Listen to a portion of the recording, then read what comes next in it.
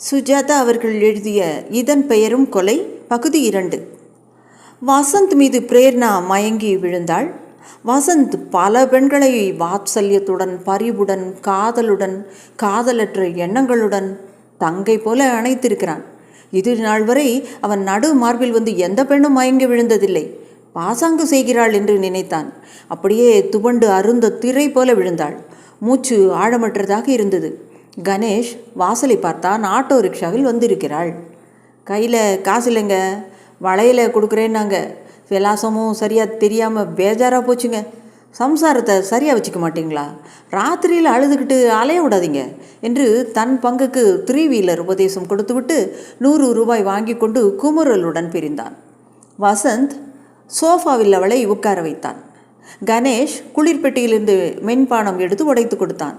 அவள் தலை கலைந்திருந்தது. சாயங்காலம் பார்த்த அதே உடை கசங்கி இருந்தது. மார்பு அடித்து கொண்டது. கணேஷ் டாக்டர் பத்ரிக்கு ஃபோன் செய்தான். வந்துடுறேன், ஸ்ட்ராங்காக காஃபி ஏதாவது கொடு. டைட்டு ட்ரெஸ் போட்டிருந்தா கழட்டிரு, காத்தோட்டமாக இருக்கட்டும். கழுத்தை தொட்டுப்பார். ஜுரம் இருக்கா? வசந்த், ஜுரம் இருக்கா? இல்லை, ஐஸ் மாதிரி இருக்குது. உங்ககிட்ட டைசிஃபார்ம் இருக்கா? சற்று நேரத்தில் அவளுக்கு பேச்சு மூச்சு வந்ததும் வசந்த் மெதுவாக அவளை வினவினான். இப்போ எப்படி இருக்கு? பரவாயில்லை என்பது போல தலையசைத்தாள். என்னாச்சு சொல்கிறீங்களா? இப்படி ராத்திரி கதவை திறந்ததும் கிளையண்ட் எங்கள் மேலே விழுந்ததெல்லாம் பழக்கமே இல்லைங்க. இந்த அதிர்ச்சியெல்லாம் தாங்காது என்றான். கணேஷ், பிரேர்னா எதையோ பார்த்து பயந்தீங்களா? யாராவது பயமுறுத்துனாங்களா? டெலிஃபோனில், நேரில்? ஆமாம். யார்? சந்தர். சந்தரா? யாரா? ஐயோ, இன்னொரு சந்தர் இருக்காரா உங்கள் மறைந்த கணவரை தவிர? இல்லை, அவரே தான். யார் உங்கள் கணவரா? மேடம், அவரை முழுசாக புதைச்சாச்சு. அவர் மாதிரியே ஒருத்தர் ஹோட்டலில். என்ன நடந்ததுன்னு சரியாக சொல்லுங்கள். இன்னும் கொஞ்சோண்டு காஃபி என்றாள் பிரேர்னா. அவள் அதை மடக்கென்று குடித்துவிட்டு உதட்டை துடைத்து கொண்டு உட்கார்ந்தாள். டிவி போடுங்க, என் சீரியல் என்னாச்சுன்னு பார்க்கணும். சீரியல் பாழா போட்டோம், நடந்ததை சொல்லுங்கள். ராத்திரி வீட்டில் தங்க இஷ்டம் இல்லாமல் ஹோட்டல் ரூம் போட்டிருந்தார் ஜோ. சாவி வாங்க போயிருந்தார். லாபியில் உட்காந்துருந்தேன். டாய்லெட் போகலான்னு நடக்கிறேன். ஏதோ ரிப்பேர் பண்ணிகிட்டு இருந்தாங்க. சிமெண்ட்டு மூட்டை பலகையெல்லாம் அடுக்கி இருந்துச்சு. அதுக்கு பின்னால் கண்ணாடிக்கு வெளியே ஒரு முகம் எட்டி பார்த்துச்சு. கதவை திறந்தது. வா பிரேர்னான்னு கூப்பிட்டுட்டு இருக்கான். நான் பார்த்தேன். என்ன எரியாமல் அங்கே போகிறேன். எனக்கு என்ன ஆச்சுன்னே தெரியல. என்னை கொண்டுட்ட பார்த்தியா? அதுக்கு உன்னை சும்மா விடலாமா அப்படின்னு கேட்டுச்சு. நான் பயந்து போய் திரும்ப ஓடி வரேன். எங்கே போவ? நீ எங்கே போனாலும் நான் இப்போ உன் கூட வரலாம், தெரியுமில்ல. நோ டிரான்ஸ்போர்ட் ப்ராப்ளம் அப்படின்னுச்சு. ஒரு கணம் நான் பார்த்தேன். ஆனால் நிச்சயம் அது சந்தர் தான் கணேஷ். இப்போது அவள் முகத்தை பொத்திக்கொண்டு அழுதாள். கணேஷ் தாடையில் கை வைத்து கொண்டு யோசித்தான். சரி, டாக்டர் வரட்டும். அப்போ உங்கள் கூட ஜோ இல்லையா? ஜோ ரிசப்ஷனுக்கு போயிருந்தார் சாவி வாங்கிறதுக்கு. ஐயோ, அவர்கிட்ட சொல்லாமல் ஓடி வந்துட்டேனே, கவலைப்படுவாரே. ஃபோன் ஒலித்தது. அவராகத்தான் இருக்கும். Hello, 1 minute please. ஃபோனில் சற்று நேரம் ஜிங்கிள் பெல் ஒலித்தது. அதன் பின் ஹலோ. அவள் வந்தாளா? யார் பேசுறது? ராஜசேகரா? இல்லை, அவகிட்ட ஃபோனை கொடு. நீங்கள் யார்? அவகிட்ட ஃபோனை கொடுறா மவனே. சொல்லு, 2 நாள் தான் டைம் அவளுக்கு. அதுக்குள்ளே அவளையும் தற்கொலை பண்ணிக்க சொல்லுடா வக்கீல் சாவுக்கராக்கி. ஊரில் உள்ள எல்லா இந்த இடத்துல ஒரு கெட்ட வார்த்தை. சாவடிக்க போகிறேன். பிரேர்னா கணேஷின் முகத்தையே பார்த்தாள். வசந்த் அதை வாங்கி சற்று நேரம் கவனித்தான். வைடா ஃபோனை என்றான். சந்தர் தானே, சந்தர் தானே என்றாள் பயந்த குரலில். சந்தர் செத்து போயிட்டாருமா. மறுபடி ஃபோன் ஒலித்தது. எடுக்காதீங்க, எடுக்காதீங்க, சந்தர் தான் அது. கணேஷ், நான் ராஜசேகர் பேசுகிறேன். பிரேர்னா அங்கே வந்தாளா? இங்கே தான் இருக்காங்க. அப்பாட, ஐ எம் கிரேட்லி ரிலீவ்டு. அவகிட்ட ஃபோனை கொடுங்க. ரொம்ப தளர்ந்து போய் பயந்துருக்காங்க. ஏதோ ஷாக் மாதிரி. நல்ல வேலை, நல்ல வேலை, உங்ககிட்ட தானே இருக்காங்க. உடனே வரேன். பெரிய வம்பா போச்சு. திடீர்னு லாபிலேருந்து காணா போயிட்டா நான் எங்கே போய் தேடுவேன்? ஃபோனை வைத்ததும் ஜோ நீங்கள் காணாமல் போயிட்டீங்கன்னு கவலைப்பட்டுருக்கார். நான் இங்கேயே இருந்துடுறேன். விளக்க அணைக்காதீங்க. எல்லா விளக்கையும் போட்டு வைங்க. இருட்டு வேண்டாம், ஆஃபீஸ்லேயே இருக்கேன். வசந்த், பாத்ரூம் வருது, கொஞ்சம் துணைக்கி வரீங்களா? பாத்ரூம் கதவு வரைக்கும் வரேன்.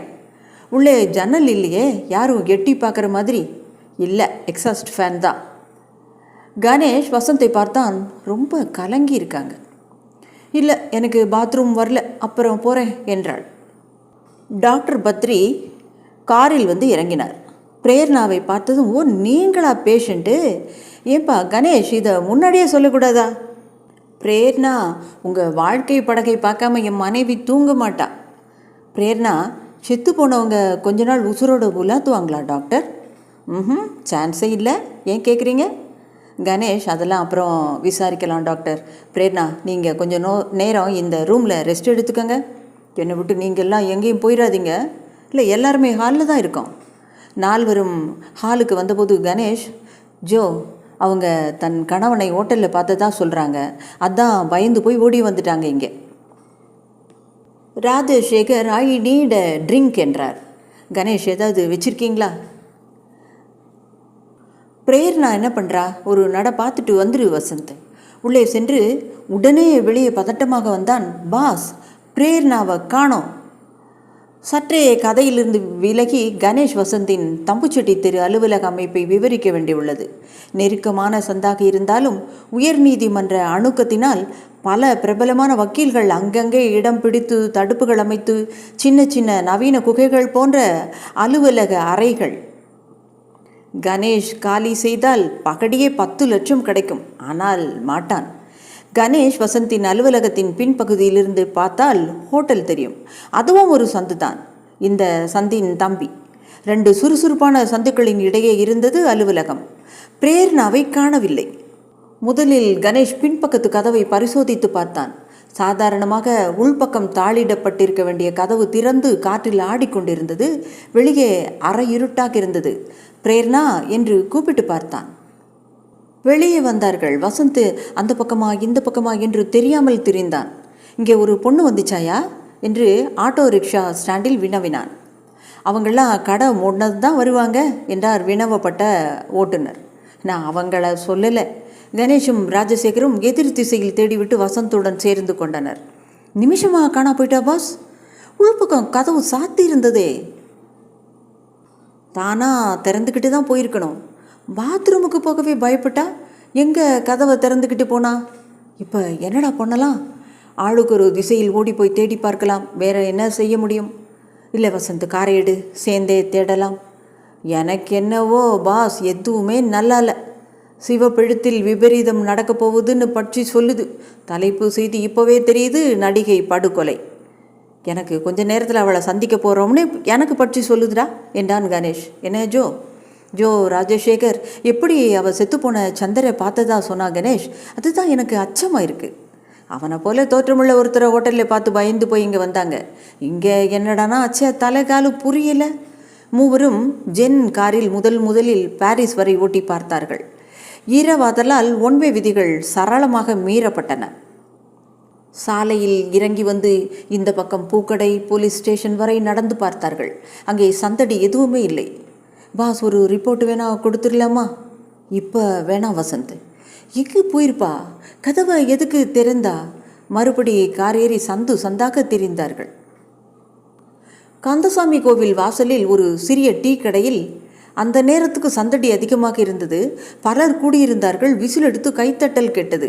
வசந்த், நிறுத்து, ஷீஸ் ஹியர். நான் சொன்னேன் பாத்தியா? கணேஷ் இறங்கி செல்ல பிரேர்னா அங்கே அமைக்கப்பட்ட தற்காலிக மேசை மேடையில் ஏறிக்கொண்டு, உங்கள் பாப்பாவின் சரிமத்துக்கும் உடலுக்கும் ஆரோக்கியம் என்று கூறி கூடியிருந்த ரசிகர்களுக்கு அவளுடைய பிரபலமான விளம்பரத்தை நடித்து காட்டி கொண்டிருந்தாள். ஹாய் வசந்த், கணேஷ், வாங்க வாங்க, உங்களுக்கு என்ன விளம்பரம் வேணும் சொல்லுங்க. மென்மையான உயர் சூழ்நிலையில் வளர்ந்து பாதி நாள் காரிலும் மீதி நாள் கேமரா முன்னாலும் வாழ்ந்த பெண்ணை காப்பர் பாய்லர் டீ கடையில் தகர மேஜையின் மேல் காண்பது பம்பர் அதிர்ச்சியாக இருந்தது. ஒருவன் பிரேர்னாவை கிட்டத்தில் வந்து வாசனை பார்த்து கொண்டிருந்தான். வசந்த் அருகில் போய் அந்த நேயரை தாவாங்கட்டையை நிமிர்த்தி, யோ அப்பி விடுவேன், அந்த பொண்ணுக்கு உடம்பு சரியில்லையா? பிரேர்னா வந்துருங்க, இவங்கெல்லாம் தாய் குலத்தை அதிகமாக காப்பாற்றுவாங்க, வாங்க. நல்ல டீ கொடுத்தாங்க நம்ம தர்மராஜா, பணம் கொடுத்துருங்க. அவள் பேசியது வித்தியாசமாக இருந்தது. கணேஷ் சட்டென்று பிரேர்னாவை பலவந்தமாக இழுத்து கொண்டு வந்து காரில் திணித்து, எங்கே போயிட்டு திடுப்புன்னு? எங்கேயும் போலியே. கதவை யார் திறந்தது? பின் கதவு எதுக்கு திறந்து போன? கதவை எதுக்கு திறப்பாங்க, வெளியே போகத்தான். ஹீ ஹீ ஹீ என்றாள். சுவர் ஏறி குதிச்சியா? எந்த சுவரு? நாசமாக போச்சு. கந்தசாமி கோவிலுக்கு எப்போ வந்த? தெரியாதே, இது என்ன ஹைகோர்ட்டா என்று மறுபடியும் இழித்தாள். பாஸ் ஏதோ சுயநிலைவில் பேசுகிறாப்புல இல்லை. பக்கத்தில் ஏதாவது ஆஸ்பத்திரி இருக்காடா? நேராக போனால் ஜிஹெச் தான். அங்கே வேண்டாம், சம் ப்ரைவேட் பிளேஸ். ஜோ, இவங்களுக்கு மருந்து வேறு பழக்கம் ஏதாவது உண்டா தெரியுமா? சேச்சே, அதெல்லாம் இல்லை. அந்த தனியார் மருத்துவமனை நட்சத்திர ஓட்டல் போல் இருந்தது. கதவை திறந்து நுழைந்ததும் இரவு பகல் வேறுபாடுகள் மறைந்து போயின. எல்லாரும் அப்போதுதான் குடித்தவர்கள் போல புத்துணர்ச்சியுடன் காணப்பட்டார்கள். அங்கே இளம் டாக்டர் அவளை அடையாளம் கண்டு கொண்டாலும் கண்டு கொள்ளாதவரை போல சுபாவத்தில் படுக்க வைத்து கண்ணில் டார்ச் அடித்து பார்த்து ஃபோனில் ஏதோ தொலை பேசினார். பெரிய டாக்டரை வரவழைத்திருக்கிறார் போலும். உடனே 4 உப டாக்டர்கள் தொடர உள்ளே வந்தார். அவளை உள்ளே அழைத்து சென்று அவர்கள் பரிசோதிக்க துவங்கினார்கள். அவர்கள் மூவரும் குழப்ப கண்ணாடிக்கு வெளியே காத்திருந்தார்கள். ஒரு உப டாக்டர் வெளியே தோன்றி, இவங்க ஹஸ்பண்டை கூப்பிடுங்க. அவங்கள கூப்பிடுறது கொஞ்சம் கஷ்டம் சார், செத்து போயிட்டார் என்றான் வசந்த். தென் who is responsible? Doctor Sambamurthy என்று அவர் பெயர் மார்பில் எழுதியிருந்தது. கணேஷ் முன் வந்து, என் பெயர் கணேஷ், நான் லாயர். ஓ, உங்களை பற்றி கேள்விப்பட்டிருக்கேன். அப்போ என்னை பற்றியும் கேள்விப்பட்டிருப்பீங்களே. You are Vasanth? Correct, thank you doctor. பாருங்கள், இந்த அம்மாவோட பல்ஸ் ஓடுது, எண்ணங்களில் குழப்பம் இருக்குது. முக்கியமாக அட்ரினலின் லெவல் எக்கச்சக்கத்துக்கு ஏறி இருக்குது. என்னத்தை சாப்பிட்டாங்க? ரத்தத்தில் அனாலிசிஸுக்கு கிளினிக்கல் லேபுக்கு அனுப்பியிருக்கோம். சிம்டம் எல்லாம் பார்த்தா மெஸ்காலின் மாதிரி தோணுது. ஜோ, நான் கேட்டேன்ல, இவங்களுக்கு ஏதாவது பழக்கம் இருக்கான்னு என்றான் கணேஷ் ஆதங்கத்துடன். நான் பார்த்ததே இல்லை கணேஷ். பெரிய டோசேஜ் கொடுத்துருக்காங்க யாரோ. வாமிட்டிங் டயரியா எல்லாம் இருக்கும். 12 மணி நேரம் இதனுடைய எஃபெக்ட் இருக்கும். அட்மிட் பண்ணிடுறோம். ஜோ தான் ராத்திரி இருப்பதாக சொல்ல கணேஷும் வசந்தும் செய்வதறியாது தீர்மானிக்காமல் மருத்துவமனையின் வாசலுக்கு வந்தபோது ஆம்புலன்ஸில் அவசரமாக கொண்டு வரப்பட்டது ஒரு ரத்தம் போர்த்திய உடல். கந்தசாமி கோயிலாண்ட காலி மனையில் கிடந்துச்சுக்க. ஆம்புலன்ஸுடன் வந்திருந்த ஒரு போலீஸ் கான்ஸ்டபிள் தன் தொப்பியை கழற்றி தலையை துடைத்து கொண்டார். உசுறு பழைக்குமா பாருங்க, அப்பால ஜென்ரல் ஆஸ்பத்திரிக்கு எடுத்துகிட்டு போனோம். ஹீ இஸ் டையிங் என்றான் கணேஷ். வசந்த் கான்ஸ்டபிளின் அருகில் சென்று, என்னாச்சு என்று பட்டும் படாமல் வினவினான். டியூட்டி முடிஞ்சு திரும்பி வரேன், இந்த ஆள் காலி மனையில் கிடக்கானுங்க. ஒவ்வொருத்தனும் குடிச்சு போட்டுட்டு பண்ணுற அட்டகாசம் தாங்கலை. ஊனா கத்தியை தூக்கிடுறானுங்க. இதில் பொம்பளை விவகாரம் வேறு. ட்ரெஸ் எல்லாம் பார்த்தா வசதி உள்ளவன்னு தெரியுது. பையில் ஏதாவது அடையாளம் இருக்குதா பார்த்தீங்களா? பார்க்கணும், முதல்ல வைத்தியம் பார்க்கட்டும். இதுக்குள்ளே ஒரு டாக்டர் வெளியே வந்து, போலீஸ்காரரே வாங்க. என்னங்க இது? டிஓ எங்க? அப்படியே எடுத்துகிட்டு போயிருங்க. இங்கே ஒரு நிமிஷம் கூட இருக்கக்கூடாது. மூச்சு இருந்தது.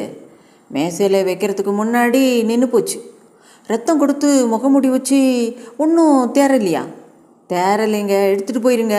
சூப்பரண்டே டெட் பாடியை உள்ளே விட்டேன்னு தெரிஞ்சால் காய்ச்சி போடுவார் என்னைய. எனக்கும் வேலை போயிடும்.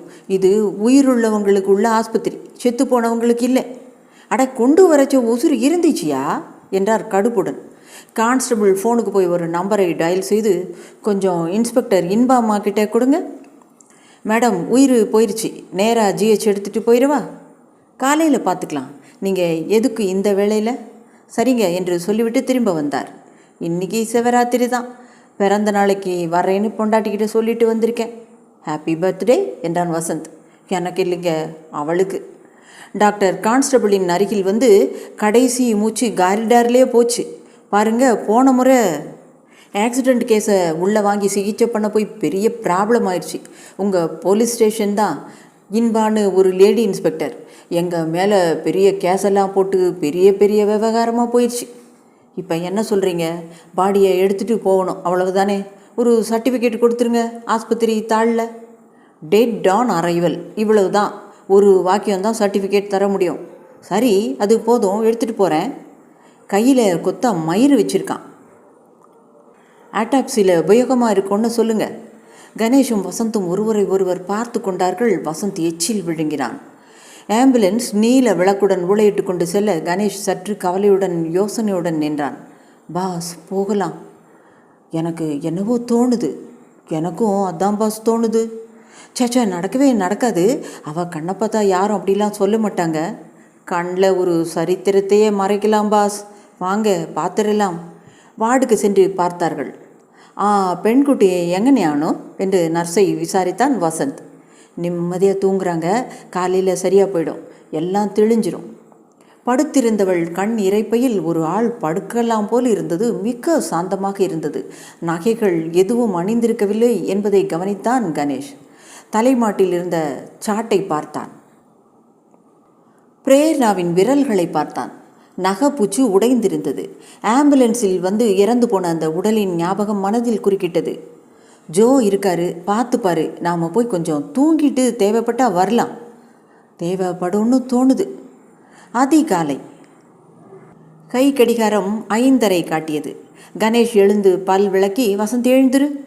என்ன பாஸ்? வாக் போகலாம். பாஸ், நான் வேலையை ராஜினாமா பண்ண போகிறேன். அதை செய்ய முதல்ல காரை எடு. காரை எடுத்துக்கொண்டு கடற்கரை பக்கம் செலுத்தினான். பாஸ், அந்த ஜீப் நம்ம பின்தொடருதுன்னு நினைக்கிறேன். கண்ணகி அருகில் நிறுத்தி நடந்தார்கள். வசந்த் அரை தூக்கத்தில் இருந்தான். சற்று தூரம் நடந்ததும் அவன் பின்னால் ஒரு குரல் கேட்டது. மிஸ்டர் கணேஷ். திரும்பி பார்த்ததும் அந்த போலீஸ் ஜீப் அவர்களைத்தான் சற்று தூரமாக தொடர்ந்து வந்திருக்கிறது என்பதை உணர்ந்தான். ஐ எம் இன்ஸ்பெக்டர் இன்பா என்றாள் அந்த பெண்மணி. ஆரோக்கியமான முகம், மிக மெல்லிய உதடுகள், முதலில் ஆண் பிள்ளை என்று எண்ணும் அளவுக்கு அங்கம் மழுப்பல்கள், குரல் தான் காட்டி கொடுத்தது. ஓ ஹாய், உங்களை எங்கெல்லாம் தேடுறது? ஏங்க, அதிகாலையில் அங்கே போனேன், நீங்கள் புறப்பட்டுட்டு இருந்தீங்க. உங்கள் ஆஃபீஸ்லேருந்து பின்னாலே வரேன். ரொம்ப வேகமாக ஓட்டுறீங்க மிஸ்டர் வசந்த். நீங்கள் டிராஃபிக் போலீஸா? இல்லை, க்ரைம் பிரான்ச். உங்களை பற்றி கேள்விப்பட்டிருக்கேன். லா காலேஜில் படிக்கிறப்ப நீங்கள் எங்கள் ஹீரோ. லெக்சர் எடுத்திருக்கீங்க. ஒரு நாள் உங்களை ப்ரொஃபஷனலாக சந்திப்பேன்னு நினைக்கவே இல்லை. ப்ரொஃபஷனலாவா? ஆமாம். முந்தா நாள் ஒரு ஆசாமி கந்தசாமி கோயிலண்ட கொலை செய்யப்பட்டிருக்கான். ஓ அப்படியா? அந்த ஆள் டிவி மாடல். பிரேர்னாங்கிறவங்களோட நண்பரா? அப்படியா? அந்த பிரேர்னா உங்ககிட்ட அன்றைக்கி ராத்திரி வந்து நீங்கள் ஜேஜி ஹாஸ்பிட்டலில் அவங்கள அட்மிட் பண்ணதாக தெரிஞ்சிச்சு. இது சம்மந்தமாக உங்களை கொஞ்சம் கேள்விகள் கேட்க விரும்புகிறேன். கேளுங்க. ஸ்டேட்மெண்ட் எடுத்துக்கிறதுனா அதுக்கு தகுதியான இடம் மெரினா இல்லை. முதல்ல இது என்ன பேர்? மொத்த பேரை இன்பா தானா? இல்லை, இன்பானந்தி அப்படின்னு பேரண்ட்ஸ் வச்ச பேர். நல்ல வேலை, அதை நந்தின்னு சுருக்காமல் இன்பான்னு சுருக்குனீங்களே, டக்கராக இருக்குதுங்க பேர். இன்பா.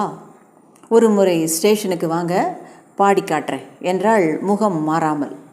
பிரேர்னாவை என்ன மாதிரி சூழ்நிலையில் முதல்ல சந்திச்சிங்க? வாங்க, கொஞ்சம் அருகம்புல் ஜூஸ் சாப்பிடலாம். வேண்டாங்க, நீங்கள் சாப்பிட்டு வாங்க, நான் காத்திருக்கிறேன் என்றாள் இன்பா. பாஸ் வாங்க என்று அழைத்தான். தனிமை கிடைத்ததும், பாஸ் என்னது இவளுக்கு எப்படி பதில் சொல்கிறது? என்ன பேட்டர்னில்? எவ்வளவு குறைச்சலாக சொல்லணுமோ அவ்வளவு. ஓ புரியுது. இன்ஸ்பெக்டர் இன்பாவிடம் மறுபடி சென்றபோது, ஜூஸ் சாப்பிட போல இருக்கு, கீழே கொட்டுனீங்களே, ஜூஸில் பூச்சி. 2 பேரும் தனியாக பேசிக்க விரும்புனீங்க, அதுக்கு தானே. இப்போது நீங்கள் என்ன கேட்டீங்க? பிரேர்னாவை பற்றி. வசந்த் அவங்க கணவர் தற்கொலைக்கு அப்புறம் வீட்டில் தனியாக இருக்க பயந்து எங்கள் ஆஃபீஸ்க்கு வந்தாங்க. ரொம்ப டிஸ்டர்ப்டாக இருந்தாங்க. அதனால் ஆஸ்பத்திரிக்கு கூட்டிகிட்டு போய் காட்டினோம். டிஸ்சார்ஜ் ஆயிருப்பாங்க. கந்தசாமி கோயிலில் டான்ஸ் எல்லாம் ஆடினாங்களா? பிரேர்னாவா? ஆமாம். நீங்கள் அதை நம்புறீங்களா? அங்கே ஒரு டீ கடைக்காரன் சொன்னான். மிஸ் இன்பா, நீங்கள் எதுக்காக இதெல்லாம் கேட்குறீங்க? விஷயம் இதாங்க. இறந்தவன் பேர் பாபு, பெரிய இடத்து பிள்ளை. அவருக்கு அடுத்த வாரம் கல்யாணம் ஆக வேண்டியிருந்தது. அவரோட கழுத்தை சங்கிலி போல் ஏதோ பயன்படுத்தி நெரிச்சு கொலை நடந்திருக்கு. பக்கத்தில் குப்பை தொட்டியில் தங்கத்தில் ஒரு தங்க தாலி கிடந்தது. அதை விட அவர் கையில் தலைமுடி நீளமா. ஓ, அதனால் பிரேர்னாவுக்கும் இதுக்கும் சம்மந்தம் இருக்குமோன்னு நீங்கள் யோசிக்கிறீங்களா? ஆமாங்க, அவங்க உங்கள் கூட தானே ராத்திரி முழுக்க இருந்தாங்கன்னா மேட்ரு தீர்ந்து போச்சு, முழு அலிபே கிடைச்சிருச்சு. கணேஷ் தொடர்ந்து, இது அஃபிஷியலான்னு எனக்கு தெரியணும். அஃபிஷியல்னு வச்சுக்கோங்களேன். அது என்ன வச்சுக்கிறது? நீங்கள் ஒரு எஃப்ஐஆர் பதிவு பண்ணி கேஸ் எடுத்துக்கிட்டு எங்களை வந்து விசாரிக்கிறீங்களான்னு தெரியணும்ல. இல்லை, எஃப்ஐஆர் மட்டும் பதிவு பண்ணியிருக்கோம். தேவைப்பட்டால் சம்மனோட வரேன், அப்போ வந்து விசாரிக்கலாமே. இப்போ எங்களுக்கு நிறைய ஜோலி இருக்குது. அவள் சற்று நேரம் அவர்களையே பார்த்தாள். அவள் முகத்தில் எந்தவித சலனமும் கண்டுபிடிக்க முடியவில்லை. கோபம், ஏளனம் எதுவும் இல்லை. முழுவதும் மூடப்பட்ட முகம். சரி, வரேங்க. ஜீப்பின் முன் சீட்டில் ஏறும் முன் ஒரு முறை வசந்தை பார்த்தாள். அவள் போனதும் கணேஷ், வசந்த், உனக்கு ஒரு விஷயம் ஞாபகம் இருக்கா? பாஸ், நீங்கள் என்ன கேட்க போகிறீங்கன்னு தெரியுது. பிரேர்னா கழுத்தில் தாலி இருந்துச்சா? அது தானே? அதான்டா, எனக்கும் பார்த்த மாதிரி ஞாபகமே இல்லை. நானும் பார்க்கல பாஸ். நாள் முழுவதும் கணேஷ், வசந்த் இருவரும் கதிரேசன் கொலை வழக்கில் சோமசேகர் தொடர்ந்த குறுக்கு விசாரணையில் தீவிரமாக இருந்தார்கள். கோர்ட்டு புதன்கிழமைக்கு ஒத்தி போடப்பட்டது. பகல் உணவு முடிந்து அறைக்கு திரும்பிய போது இன்ஸ்பெக்டர் இன்பா காத்திருந்தாள். வாங்க வாங்க என்றான் வசந்த் பிரகாசமாக. உட்காருங்க. என்ன சாப்பிட்றீங்க? பக்கத்திலேயே ஒரு வெண்டிங் மிஷின் இருக்குது. குட்டி பையனும் இருக்கான், நல்லா ஓடுவான். ஏதாவது ஹாட் சாக்லேட்? குட்டி பையனா? சைல்டு லேபருக்காக உங்களை அரெஸ்ட் பண்ணி அப்போ தனியாக வரேன். நான் இப்போ ஹாட் சாக்லேட் எல்லாம் சாப்பிட வரல. தெரியும், பாபு மர்டர் கேஸை விசாரிக்க வந்திருக்கீங்க. பேப்பரில் பார்த்தேன், உங்கள் ஃபோட்டோலாம் போட்டிருந்தாங்களே. கணேஷ், நீங்கள் எங்கிட்ட உண்மையை மறைச்சிருக்கீங்க. வசந்த் அதிர்ச்சி காட்டி, அந்த வழக்கம் எங்கள் டிஎன்ஏ மரபுலேயே கிடையாதுங்க. இரு வசந்த், நாங்கள் எதை மறைச்சோம்? பிரேர்னாவை நீங்கள் ஜேடிஏ ஹாஸ்பிட்டலில் அட்மிட் பண்ணியிருக்கீங்க. நான் அதை உங்ககிட்ட சொன்னதாக தான் ஞாபகம். சொன்னீங்க. அதுக்கு முன்னாடி கந்தசாமி கோயில் பக்கத்தில் ஒரு டீ கடையில் போய் ஒரு மாதிரி கலாட்டாலாம் இருக்குது. நீங்கள் 2 பேரும் வந்து அவளை மீட்டுக்கிட்டு போய் தான் ஆஸ்பத்திரியில் அட்மிட் பண்ண வச்சுருக்கீங்க. ஆமாங்க, அதுதான் உண்மை. அதை ஏன் என்கிட்ட சொல்லலை? நீங்கள் கேட்கல, நான் சொல்லலை. நீங்கள் என்ன கேள்வி கேட்டீங்களோ அதுக்கெல்லாம் உண்மையாக மறைக்காமல் பதில் சொல்லியிருக்கோம். நீங்கள் கேட்காத கேள்விக்கு பதில் சொல்லலைன்னு நீங்கள் குற்றம் சாட்டுறது நியாயமே இல்லையே. கணேஷ், மேலும் நீங்கள் அஃபிஷியலாக எங்ககிட்ட வரல. அஃபிஷியலாக வந்திருந்தா உங்கள் வாக்குமூலம் வேறு மாதிரி இருந்திருக்குமா? ஏன் இந்த பிடிகை? என்ன வேணும்னு சொல்லுங்கள், நெருக்கமாக ஒத்துழைக்கிறோம். எனக்கு பிரேர்னாவை மீட் பண்ணணும். பண்ணுங்க, அதில் எதுவும் தடை இல்லை. அவங்கள நீங்கள் தானே ஒழிச்சு வச்சுருக்கீங்க. நாங்களா? எதையோ மறைக்கிறீங்க. திருப்பி திருப்பி நீங்கள் தான் மறைக்கிறீங்க. அப்படி தான் எனக்கு தோணுது என்றான் கணேஷ். ஆல்ரைட், நான் மறைக்காமல் சொல்கிறேன். இறந்து போன பாபு பிரேர்னாவுக்கு ரொம்ப நெருக்கமான நண்பர். அவர் சமீப காலமாக அவர் பின்னாலேயே அது என்ன மெகா சீரியலுக்கு சுற்றிக்கிட்டு இருந்திருக்காரு. அதனால் let me be frank, Prerna மேலே எங்களுக்கு சந்தேகம் வருது. அதுக்கு என்ன ஆதாரம்? பாபுவோட பிரேத பரிசோதனை ரிப்போர்ட்டு. சரி, அதில் என்ன? அதை நான் உங்களுக்கு சொல்ல தேவையில்லை. வசந்த் வாய் விட்டு சிரித்தான். நீங்கள் பிரேர்னாவை சந்திச்சே ஆகணும். முயல் குட்டி மாதிரி பயந்த பொண்ணு. பூன்னு சின்னதாக சத்தம் கேட்டாலும் அடுத்த ரூமுக்கு ஓடி போயிடுற பொண்ணு. பொம்பளைங்களை பற்றி ஒரு பொம்பளை இன்ஸ்பெக்டர்கிட்ட கருத்து சொல்கிறீங்க. எங்களால் நிறையா மறைக்க முடியும் மிஸ்டர் வசந்த். அவங்க எங்கே இருக்காங்க சொல்லிடுங்க. கேட்டால் தெரியாதுங்கிறாங்க. டிரைவரை கேட்டால் தெரியாதுங்கிறாரு. பிரேர்னாவை சந்திக்க விரும்புகிறேன், அவ்வளவுதான். நாங்கள் தான் ராத்திரி கூடவே இருந்தோமே. அன்னைக்கு ராத்திரி பூரா நீங்கள் அவள் கூட இல்லை.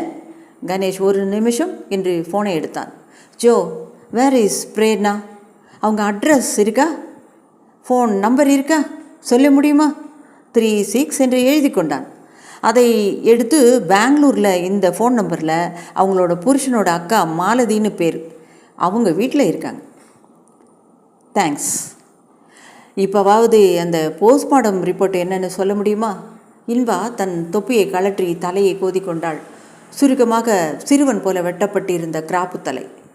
தேவைப்பட்டா சொல்கிறேன். அவள் போனதும் Vasanth, boss, this lady is interesting. Vasanth ஒரு முறை தொப்பியை நீக்கி தலையை கோதிக்கிட்டா பார்த்தியா? அது ஒரு இன்வாலண்டரி க்ளூ. வசந்த் யோசித்தான். ஆமாம் பாஸ், நீங்கள் சொல்கிறதுல மேட்டர் இருக்குது. நீ என்ன பண்ணுற தெரியுது பாஸ். அந்த ரிப்போர்ட்டு வேணும், அவ்வளவுதானே? நீ ஒரு மைண்ட் ரீடர்டா. தாஜா பண்ணியே வேலை வாங்குங்க. வசந்த் கம்ப்யூட்டர் அறைக்கு சென்று ராஜலக்ஷ்மியிடம் ஏதோ ஸ்டேட்மெண்ட் கேட்டான். என்ன ராஜி, குழப்பத்தில் இருக்க? டெலி சீரியல் நிறைய பார்க்குறியா, இல்லை இந்தியாவின் எதிர்காலத்தை யோசிக்கிறியா? டிஸ்க்கு கிராஷ் ஆயிடுச்சு மிஸ்டர் வசந்த். புது வைரஸ் மாதிரி தெரியுது. அப்படியா? ஒத்து. வசந்த் மானிட்டரின் முன் உட்கார்ந்தான். ஸ்க்ரீன் சேவரில் இருந்தது. அவன் தொட்டதும் ஒரு செய்தி திரையில் அணைந்து அணைந்து ஏற்றி அலைந்தது. எல்லாரையும் செல்லப்பா கொல்ல போகிறான். ராஜி, இது வைரஸ் இல்லை. பாஸ், இங்கே வாங்க. கணேஷ் வந்து பார்த்தான். ஓப்பனிங் ஸ்க்ரீன்லேயே உள்ளே வந்திருக்கானே. டெக்னிக்கல் சமாச்சாரம் எல்லாம் போட்டு குழப்பாத.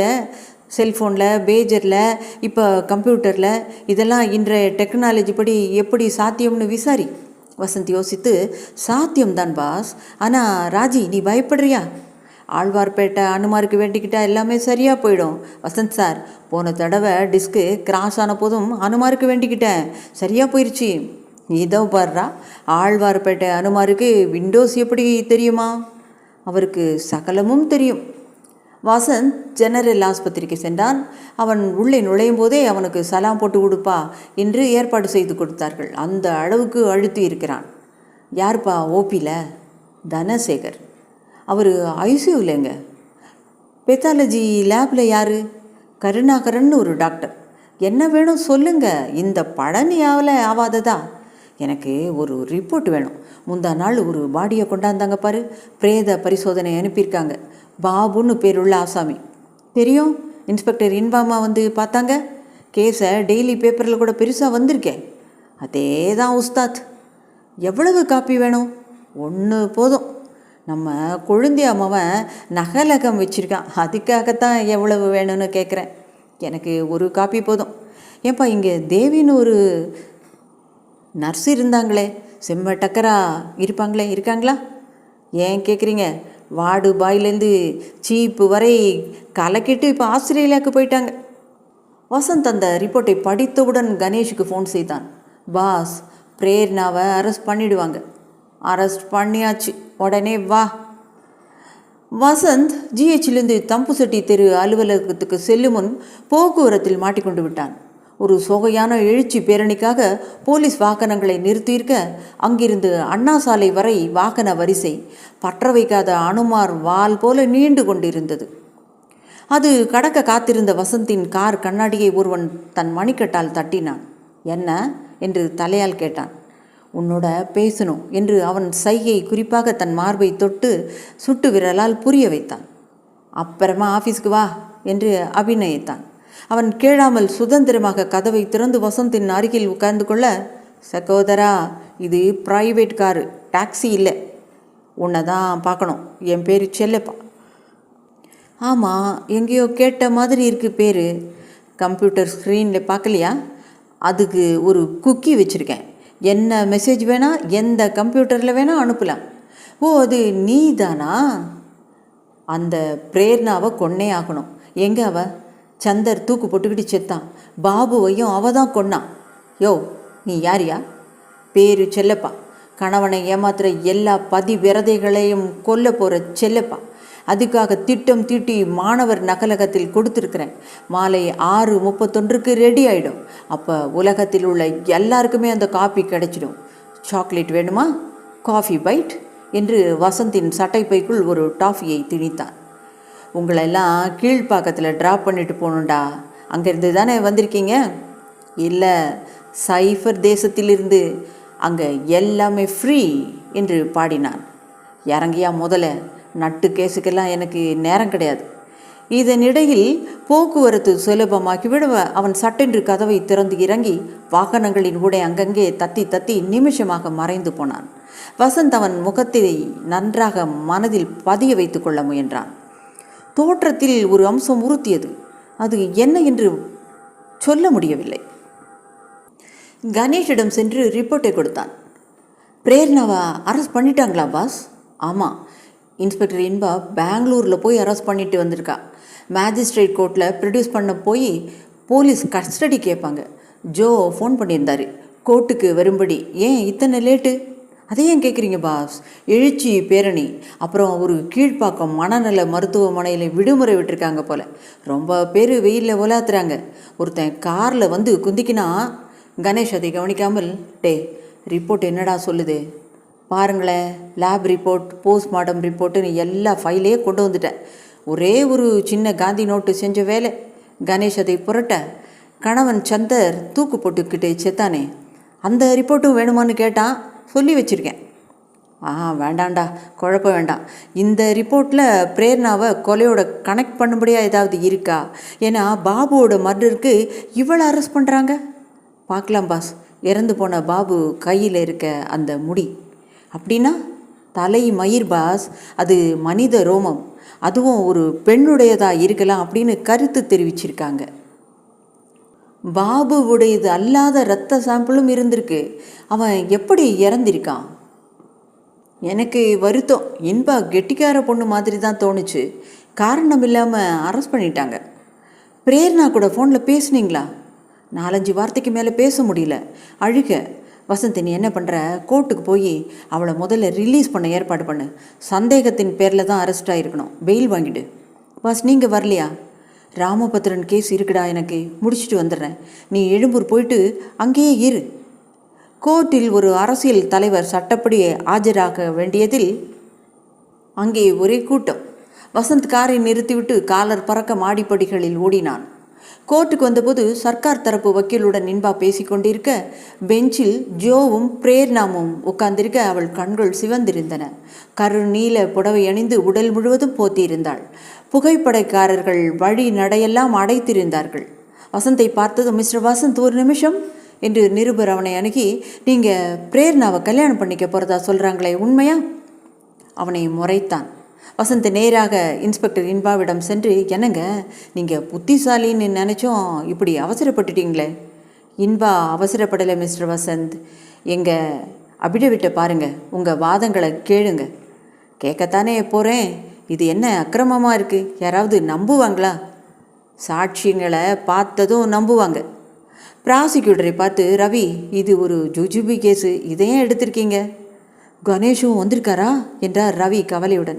அவர் இதுக்கெல்லாம் வரமாட்டார், நானே கண்ணை நோண்டி போடுறேன், வாங்க என்றான் இன்பாவை பார்த்து. மேஜிஸ்ட்ரேட் சீட்டுக்கு வந்ததும் நின்றார்கள். உட்கார்ந்ததும் பிரேர்னாவை பார்த்தார். அடையாளம் கண்டு கொண்டு விட்டார். அதுதான் காரிடார் பூரா, மாடிப்படி பூரா கேமராக்காரங்களா? அவங்களையெல்லாம் உள்ளே விடாதீங்க, அங்கேயே நிற்க சொல்லுங்கள். ரவி, என்ன கேஸ் இது? பாபுங்கிறவருடைய மர்டர்.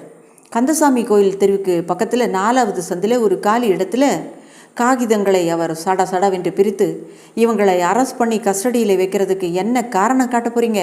அதை மட்டும் சொல்லுங்கள், பேப்பரை பார்க்காம. இருக்குது யுவர் ஆனர், கொலையை இவங்க செய்திருக்க கூடுங்கிறதுக்கு வலுவான காரணங்கள் இருக்கிறதுனால இவங்களை விசாரிக்க கஸ்டடியில் வைக்க வேண்டியிருக்கு.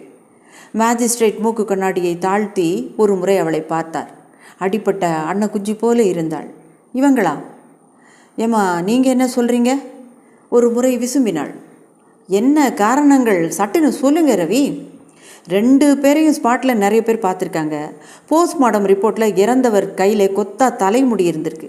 அது இந்த அம்மாவோட தலைமுடின்னு நம்புறதுக்கு ஆதாரம் இருக்குது. எப்படி? ரிப்போர்ட் காகிதங்களை சரசரவென்று புரட்டினார்.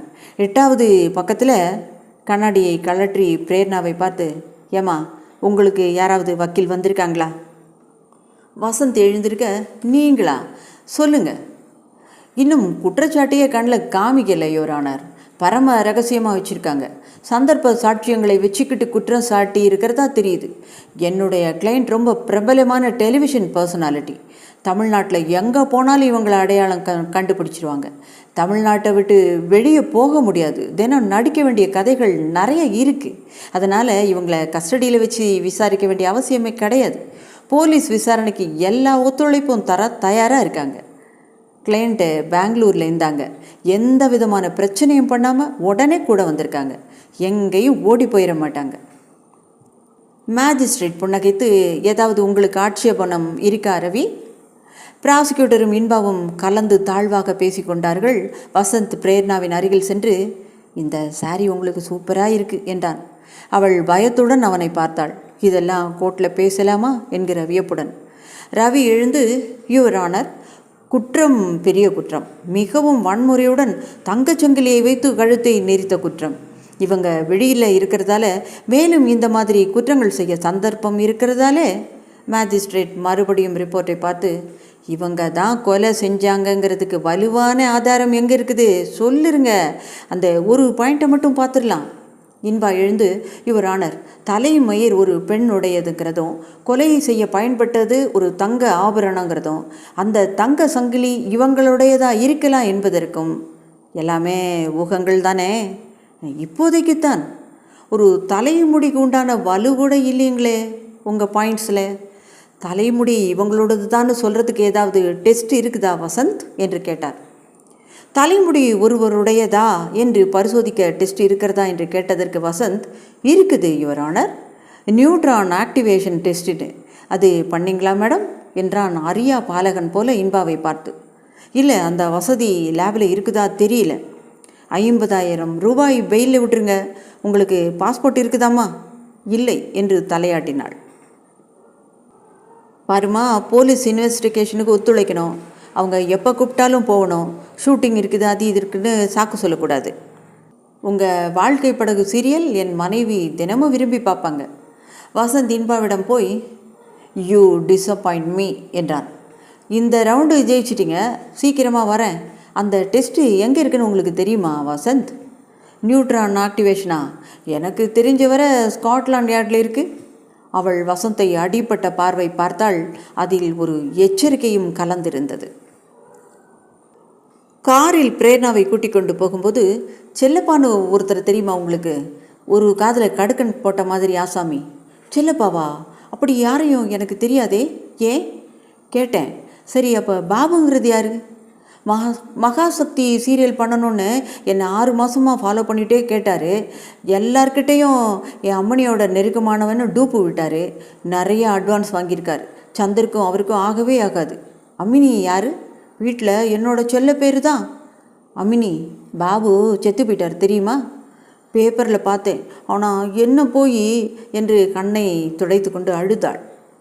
உங்கள் சம்பள கான்ட்ராக்டர்கள், ராயல்ட்டி இதெல்லாம் யார் பார்த்துக்கிறாங்க? எல்லாம் சந்தர் தான். இனிமே நீங்கள் தான். உங்களை எனக்கு ரொம்ப பிடிச்சி போச்சு. நோ ப்ராப்ளம், பயப்படாதீங்க. கண்ணை செயற்கையுமை காக்கிறா போல காக்கிறேன். வசந்த், நிஜமாக சந்தர் இறந்துட்டாரா? இல்லை. ஆமாம்மா, அதில் சந்தேகமே இல்லை. உங்களுக்கு இப்போ யாரை பார்த்தாலும் சந்தர் போல இருக்குது. சந்தர் தான் கையெழுத்து போட சொல்லுவார், போடுவேன். அப்போ அவருக்கு பைத்தியம் இல்லை. மற்ற விஷயங்களில் பைத்தியம் இல்லை, என் விஷயத்தில் மட்டும் பைத்தியம். சந்தேக பேய். சந்தேக லிஸ்டில் பாபுவும் உண்டா? உலகத்தில் உள்ள அத்தனை பேரும் உண்டு. மேக்கப் மேனு, கேபிள் டிவிக்காரன், டிரைவர், என் கூட யாரும் பேசக்கூடாது. கல்யாணம் ஆனதுலேருந்தே எப்படி தானா? யோசித்து பார்த்தா ஒரு 4-5 மாதமாக தான் வசந்த். அந்த தற்கொலை முயற்சிகள், அதுவும் அப்போலேருந்து தான்.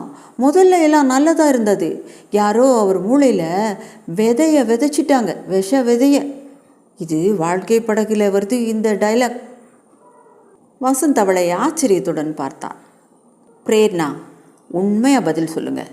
நீங்கள் ஏன் அன்றைக்கி ராத்திரி ஆஃபீஸ் கதவை திறந்துட்டு சுவரேறி குதிச்சு டீ கடைக்கு போனீங்க? டீ கடைக்கா?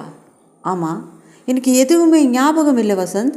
ஆஸ்பத்திரியில் இருந்தபோது தான் ஞாபகமே இருந்தது. ஞாபகம் இல்லையா? இல்லை ஞாபகம் பண்ண விரும்பலையா? என்ன வசந்த் நீங்கள், உங்ககிட்ட மறைப்பேனா? என்னை காப்பாற்றுனீங்க, இல்லைன்னா தூக்கில் போட்டிருப்பாங்க. பாபுவை கொன்னேன்னு அந்த இன்ஸ்பெக்டர் லேடி சகஜமாக தான் கேட்டாங்க. நான் என்னவோ சந்தரை பற்றி தான் விசாரிக்க வந்திருக்காங்க அப்படின்னு பதில் சொன்னேன். ஆனால் அவங்க இப்படி பண்ணுவாங்கன்னு நினைக்கவே இல்லை. கடங்காரன் பாபுவை நான் கொல்றதாவது என்ன ஒரு அபத்தம். நான் போய் கொல்வேனா என்று அவன் முதுகில் குத்தினான். அவங்க மேலே உள்ள கோபத்தை என்கிட்ட காட்டுறீங்க. கணேஷ் இன்னும் கோர்ட்டில் தான் இருந்தான். எதிர்கட்சி வக்கீல் வாதாடி கொண்டிருக்கும்போது வசந்த் கணேஷை சைகையால் அழைத்தான். அவன் என்ன ஆச்சு என்பது போல கேட்க, பக்கத்தில் நின்று கொண்டிருந்த பிரேர்னாவை காட்டி அணைத்து கொண்டான். கோர்ட்டில் பலர் அவளை அடையாளம் கண்டு கொண்டதால் சலசலப்பு ஏற்பட்டது. கணேஷ் நீதிபதிக்கு ஒரு முறை சிரம் தாழ்த்திவிட்டு வெளியே வந்தான். என்ன ஆச்சு? பெயிலில் ரிலீஸ் வாங்கிட்டேன். ஏம்மா, அந்த பாபுவை நீ தான் கொன்னியா என்றான் இயல்பாக.